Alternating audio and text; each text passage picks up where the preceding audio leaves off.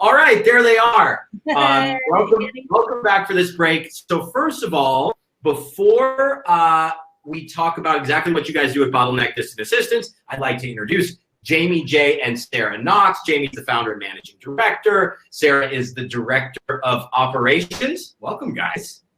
Hey, thanks so much for having us. Where are you joining us from? We're joining beautiful Springfield, Missouri. Okay, got it. So just to reset for everybody, because we've already been going for 4 hours, right? We can now say a good morning, a good lunchtime to those in the Americas. We can say, you know, it's becoming dusk here in Europe, nighttime in Asia and Australia. And to say the least, guys, this is a global audience, you know, joining us here on Running Remote Online. And you'll be talking about overcoming bottlenecks in business, how a couple thrives in a, so wait, you haven't just built a company together. You don't just work remotely together, but you are a couple as well. And I think we're all interested to learn about those challenges also. Yeah, it's, there's challenges, that's for sure, but we wouldn't have it any other way. Exactly. And this is a safe space. You know, you can sort of sit down on the therapist sofa and just talk to us. But, you know, we're really interested to learn a lot more about your business too. You know, I think virtual assistants and virtual assistants at distance are becoming commonplace. But there's something to be said about the fact that you've been working remotely since 2006, that you've been doing this for a long time. So you've really tested, probably in thousands of interesting cases, what works and what doesn't for clients, right? So I think we're all really interested to hear what you guys have done Bottleneck Distant Assistance that has sort of, I don't want to say withstood the test of time, but has evolved as your lead product. Evolved is a really good adjective to use in this particular one. You got one. Yeah, we've learned a lot, and we continue to learn. And we were talking about COVID, how it was so challenging. It was almost a blessing in disguise because it really opened up some opportunities for us to really review our systems and processes and kind of learn from others as well. So we're evolving once again. Well, I'm going to evolve and leave the stage. This is all you guys. Hey, thank you, Thanks, Danny. And thank you to everybody out there that is at Running Remote. What a great conference so far. I'm learning a lot. I know Jamie's learning a lot, and our whole team in the expo booth they're having a great time meeting new people. So why don't we jump into it? Okay, let's share this presentation here. Yeah. And hopefully, well, they're not sharing that. I think we need to stop sharing that. Hold on one second. Let me do this, and this will come up a little bit better for us. Bear with me while we sort through these technical difficulties there. Let me see. How's everybody doing? So it's great. We're in Springfield, Missouri, the heart of the Midwest. Probably the safest place to live in America right now. That's right. We're in the middle of kind of nowhere. Nobody wants to come here. But when you come here, you don't want to leave. Here we go. I think I have it here. And we'll share this. And let me know if everybody can see that. Hopefully we can. And I think we're ready to rock and roll here in just a second. There we go. And we'll get going here. I know everybody's on their tippy toes, waiting the edge of their seat, waiting for this to happen here. So here we go. There we go. All right. I think we're ready now. Here we go. All right. And we're off. Hello, everybody. Okay. So, we want to start off by saying that our talk today is going to be about overcoming bottlenecks in your business. And how we, as a couple, have thrived in the remote-based environment, and how you can take what we've learned and apply it towards your business model. Exactly. So let's get cranking here. Albert Einstein had this quote: if I had 1 hour to save the world, I would spend 55 minutes defining the problem and only 5 minutes finding the solution. And I just want to let you know, there's an underlying tone to why I started off with this quote, because it has a lot to do with systems and processes that we will get into and share with you. It takes some time to build those systems and processes, as many of you probably know, and we'll circle back around. You'll see how all this fits together in just a second. So let's move on from there. Yeah. So you all have, we were introduced kindly by Danny and Jamie J, my husband. He's the owner and founder of Bottleneck Distant Assistance, and he's been sourcing since 2006 from the Philippines for distant assistance. And his favorite thing to do, and I hear it all the time, is he's connecting with people. He loves to talk to people. He loves to talk to industry experts. He loves to talk to people that have input from different industries, and he loves to share what he has learned to help other business leaders grow. And this is my wonderful wife, Sarah. She's the co-owner and director of operations and director of my heart. She has a broad spectrum of life work experience that she brings to Bottleneck. And she typically works in the background. So this is something relatively new to her. And I'm super stoked that she's here by my side.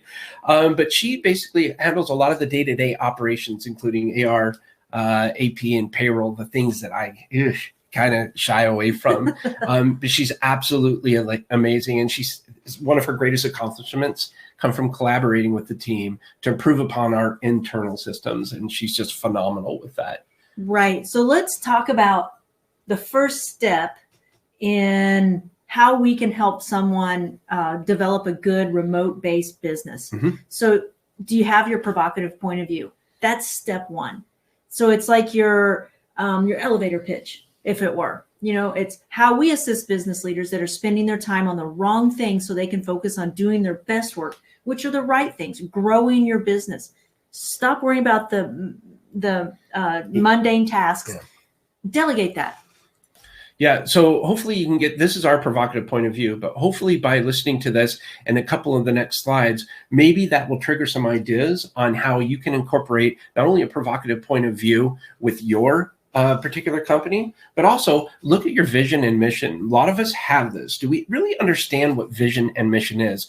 Vision is what you aspire to do, and the mission, the way that we define mission, is what we do on a daily basis. What are our objectives? Our vision here, what we aspire to do, is to inspire and provide innovation for today's business leaders, create ongoing partnerships that are instrumental in building businesses for a better world. And what's our mission? Right. And so the mission are the small steps that get us to the vision. And that's how we need to cultivate and identify the remote-based dedicated distant assistants for the business leaders who need them, and they can build deep personal relationships with real human beings. Again, we want to go into our core values here, but we're doing it for two purposes. Number one, so you can understand what our core belief system kind of evolves around. But number two, and perhaps even more importantly, as you're watching this, hopefully these trigger some ideas that you can incorporate into your own organization. So we have 4 core values: exceptional character, unbridled creativity, habitual strategy, and insatiable passion. And these are all very instrumental in our decision-making process. We want to make sure that when we do something with either a vendor, a distant assistant, a client, in our personal lives, that we can answer yes to each one of our core values before pulling the trigger. Right. So now let's talk about overcoming the bottlenecks in business, and let's get started and let's share with them our insight and our experience. We have a promise. We have a promise today that we're going to do 5 things. Now, I know oftentimes promises go undelivered. We're going to do our best to deliver them. And by all means, come to our booth afterwards and tell me if we didn't deliver. Yeah. We will be there for you. So number one, what are systems, processes, and workflows are going to be the first objective we're going to be learning today. Then the importance of communication. Using the right tools for the job. How we embrace experience for innovation. And creating a positive company culture. Now, how in the world are we going to do this in 20 minutes? Oh, let's hop into it. So what are systems, processes, and workflows? And if I go back really quick, I just want to give a quick overview so that people understand the differences. The system is the overarching way that your company operates. So you probably have a marketing division and marketing and sales and onboarding and all these different things. The processes are what you do to use or to, excuse me, to activate each one of the systems. So say we have onboarding. Within that, what do we need to have for that? We have CRM, we have training, we have all of these different things. And then the workflows really goes down. That's a 30,000 foot view. When you get into the workflows, that's the step-by-step workflow that carries out the how to do something in that process. So I just wanted to make that clear. So why do we need SPWs? Okay, so we need very detailed instructions. So if one team member needs to perform a task that they're not familiar with, they can look at that workflow, and it is so detailed. It's step by step. It shows them how to complete that in a confident manner. So the objective of SPWs, systems, processes, and workflows, should restate and expand a well-written title. This is key right here. Well-written SPWs will facilitate training, right? It starts off your training. Right. And so, Jamie, what are the benefits of having a good SPW? I think this really empowers your staff to complete certain tasks with confidence. It alleviates uncertainty, it alleviates stress, it alleviates mistakes, or I should say minimizes mistakes. Those are the real benefits because people have that confidence moving forward. So I have to say the reason that we started with systems, processes, and workflows is from Scott Beebe, Jamie's good friend. This is his favorite saying. I hear it said a lot. Do something as if it is the last time you're going to do it. Step by step, detailed. You don't want to do it again. The reason why I'm such a big fan of that quote is because it really forces us to document everything that we're doing. What I really appreciate about the remote work environment is that we're almost forced to document our systems, our processes, and our workflows. And the way we do it here, I think, could be very helpful to some people out there wondering how you get started in this, because we simply start off by recording a video. We invite whoever it is that we're going to be delegating that task to. We invite them on a Zoom call or a video call, and then we just kind of instruct them how to what it is that we're wanting them to do. And then what do they do next? So they create a document and they outline the task. Step by step. Yeah, step by step, outline the task. Then we get together and we review the workflow. We check it off. Yeah, that's great. Or then more questions might arise. Ooh, what about this? So it's more brainstorming. It's a fantastic way to make sure you and your team are on the exact same page and you're doing everything as efficiently as possible. Yeah, it's a good indicator when you schedule this meeting to review it, to make sure that everything was understood or to catch any misinformation or misunderstanding, so you don't have to worry about those problems rearing their ugly head 3, 6, 9, 12 months down the road. Absolutely. Ooh, communication. Everybody wants to know about communication. Yeah. So each team member we have, they're an expert in one area, and their job role for the organization as a whole, it's just as important as Jamie, as the CEO of the company. And we've all got to communicate. We can't function without the other. So there is a framework for communication. And here at Bottleneck, we built our communication around a very specific and detailed and dynamic workflow and structure. In doing so, we've streamlined the communication necessary to complete each and every task within the organization. So Jamie, why are workflows so important to our organization?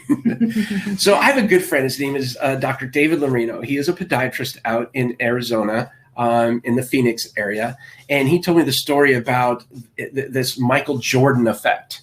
And he was really worried at one point in one of his private practices, that if the main person there left, the rest of the place would be in disarray because they knew how to do everything. There was no system, no process in place.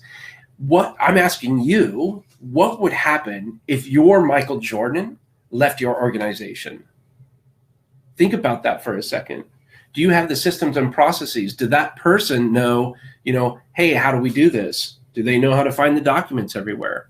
So I see we've got about 5 minutes till our Q&A. So we're going to have to really pump this along. Yeah. So of course, there'll always be exceptions to the rules with the workflow. If there's sensitive information, sometimes you can share that sensitive information as your relationship with your distant assistant grows.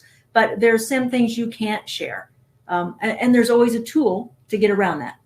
And that's communication. You got to keep the lines of communication open. Even if you don't have the answer, you can communicate to the parties involved. Hey, I don't have the answer, but bear with me. I know the next steps. These are the next steps. This is what you can expect. So they've got the big view. So what's next?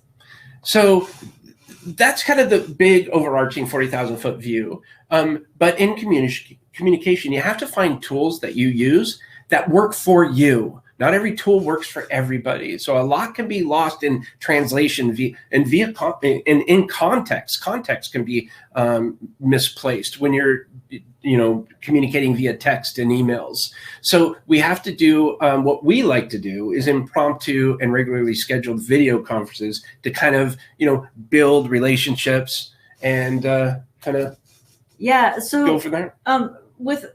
We have regularly scheduled meetings and we have impromptu ones. And the impromptu ones, there's another great thing about that is you're staying in connection. You're having a touch point with your remote based staff, and you're able to see what's going on in your life. So there's lots of benefits to impromptu video meetings. So of course we talked about this, the video check-ins. Go to the next slide, please. So I'm connected. I stay connected with the team, right?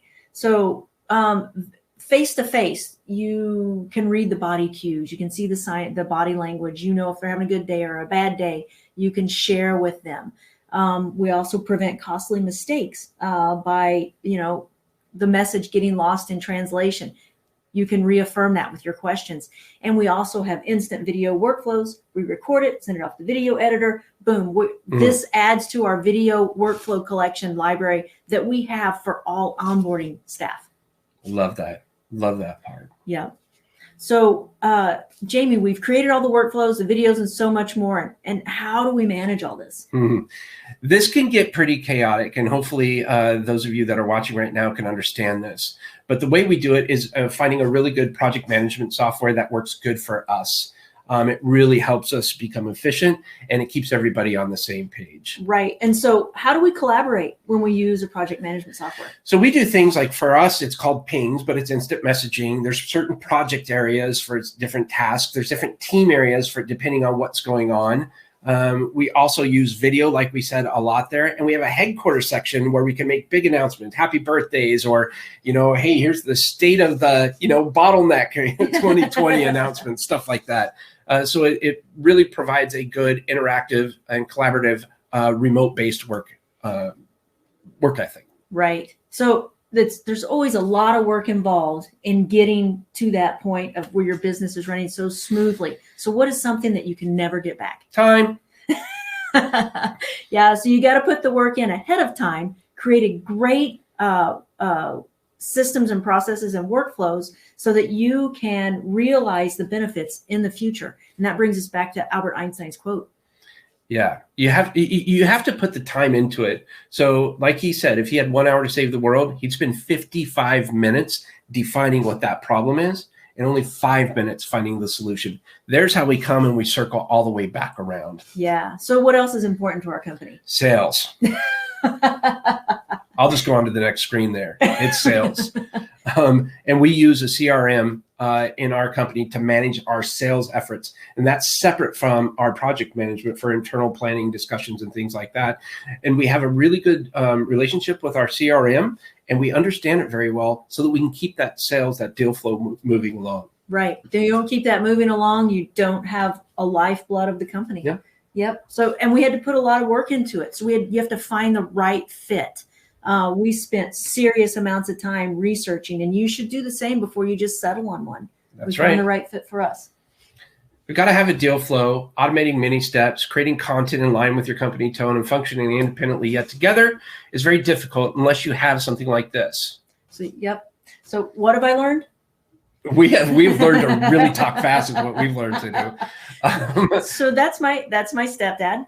That's Dr. Charlie.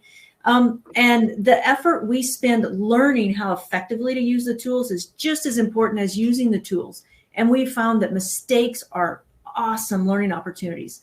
He's always told me, if there's a tool to make the job easier, you better heck use it. So how do we use those? Well, we use mistakes to learn a lot. And that is what creates a lot of innovation. So I embrace my experience to innovate. And this is your time to get creative. This is write your thoughts down, try new things. Other tools we've developed here are client onboarding portals, a 90-day implementation plan, cost comparison calculators. These are all to alleviate pain points for our clients. Yeah, and that's how we found the tools. We've innovated with the need for answering our clients' frustrations, questions. So who are you working for?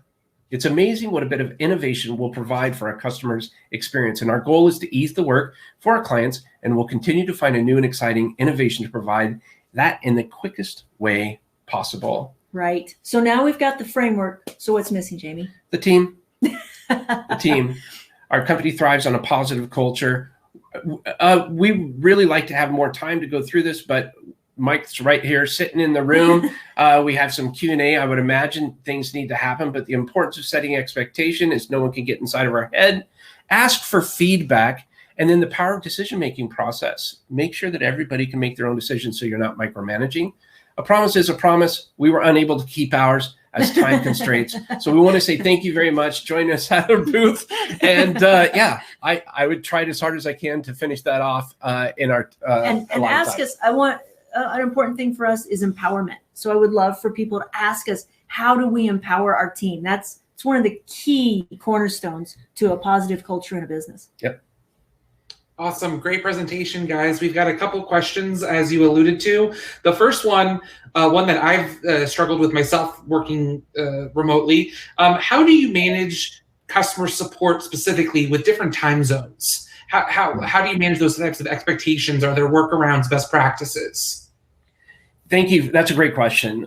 First and foremost, I think it's all about setting expectations. So if you have people in different time zones, make sure you've clearly defined what their roles and responsibilities are, and make sure that they're comfortable working in a certain time zone that may be opposite of what they're normally used to. Again, it's all about setting those expectations, and it's all about communicating with them. These are the role and responsibilities for this particular position. Is this something that you feel comfortable doing? Yeah. Great. We've got another one. Someone asked, when it comes to documenting different types of processes, how do you combat, quote, more interactions, less documentations with more documentation, less interaction? Can you repeat that one time? Sure.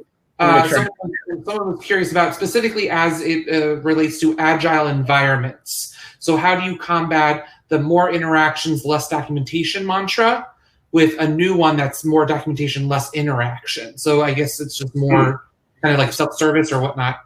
Sure. If I understand correctly, I think I do, but this is what we'll do. We'll get the person that has that role and responsibility, that who we're going to delegate that task to. They'll hop on a call with us. We'll record that call. Their instruction is to write out a step-by-step outline every single time they click the mouse button.